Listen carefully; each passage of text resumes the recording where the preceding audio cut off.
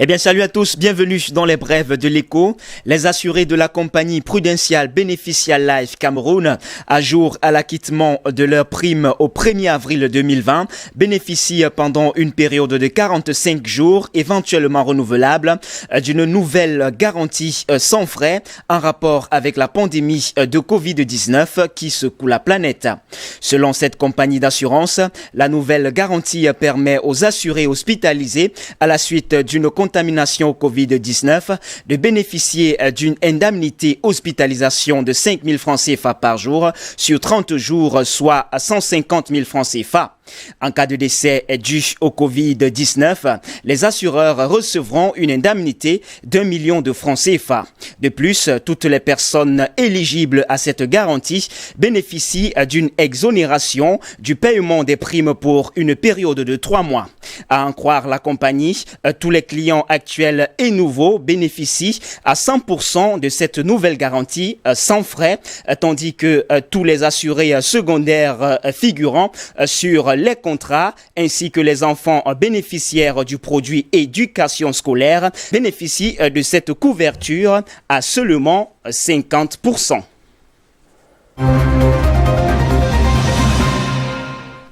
En octroyant 226 millions de dollars, soit environ 135,6 milliards de francs CFA au Cameroun le 4 mai dernier, au titre de la facilité de crédit rapide, en abrégé FCR, le Fonds monétaire international n'a pas manqué de préciser qu'il aura un œil sur l'usage qui sera fait de ces fonds décaissés pour atténuer les effets du coronavirus sur l'économie nationale. À cet effet, Mitsuhiro Furusawa, directeur général adjoint et président par intérim du conseil d'administration, a déclaré, je cite, « Le financement d'urgence du FMI au titre de la FCR aidera le gouvernement à atténuer les répercussions du double choc. Il faudra également assurer un contrôle budgétaire rigoureux et faire preuve de traçabilité pour que l'aide accordée à titre de la FCR permette d'atteindre les obligations visées. » Fin des citations. Au cours de son interview au poste national, Louis-Paul Motazeux, ministre des Finances, a déclaré ce 6 mai que cet argent a été effectivement affecté à la lutte contre le coronavirus, mais que le FMI ne doit pas nous dire comment l'utiliser sur le plan sanitaire, avant d'ajouter, c'est nous qui disons voilà nos problèmes, voilà nos objectifs, voilà ce que nous voulons faire sur le plan sanitaire. Louis-Paul Motazeux a indiqué qu'il va travailler avec le ministre de la Santé publique pour lui dire comment ça se passe et lui expliquer comment les rapports de l'usage de ces ressources doivent se faire.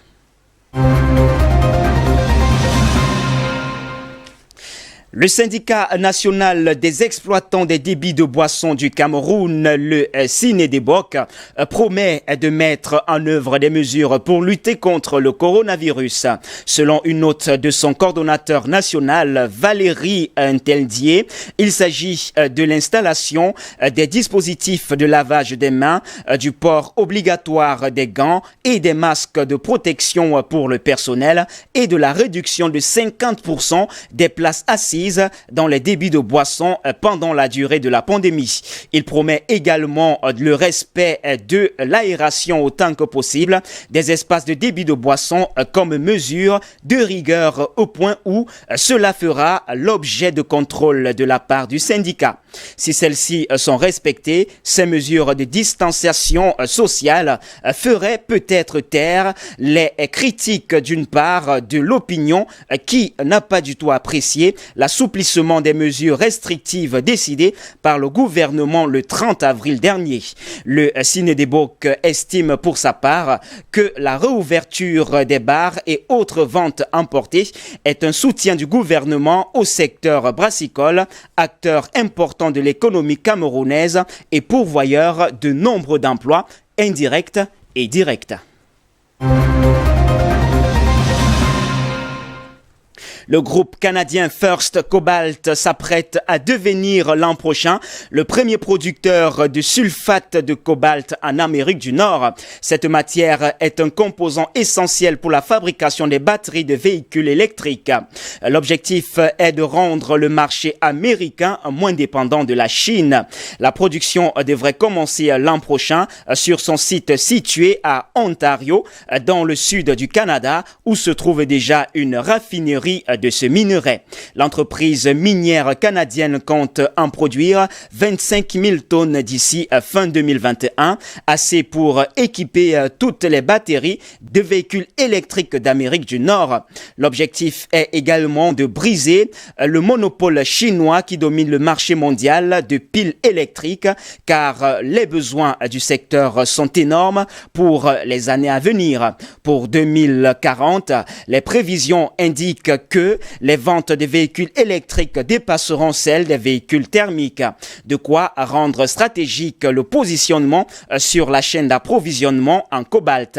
Pour y arriver, le groupe minier canadien a choisi de se fournir auprès du géant suisse de matières premières, Glencore.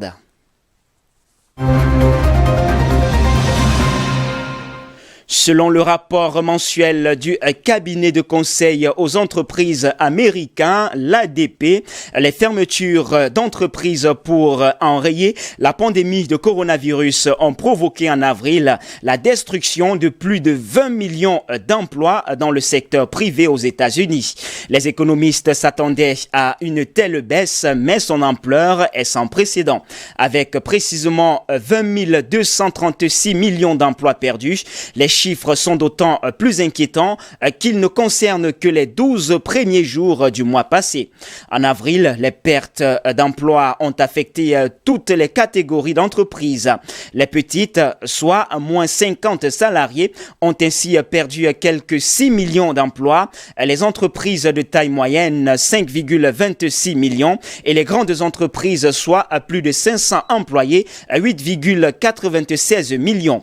Plus de 40% de ces postes appartiennent au secteur des loisirs, de la restauration et de l'hôtellerie. Ainsi, dans les services, 16 millions de personnes ont perdu leur travail. Le choc est violent et laissera des profondes cicatrices sur l'économie américaine.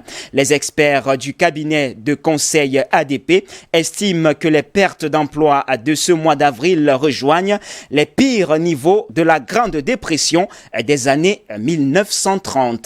Eh bien, c'est tout pour les brefs de l'écho de ce jour. Mesdames, Mesdemoiselles et Messieurs, merci de nous avoir suivis. Les informations se poursuivent sur nos antennes d'IBS Télévision. Restez donc des nôtres naturellement.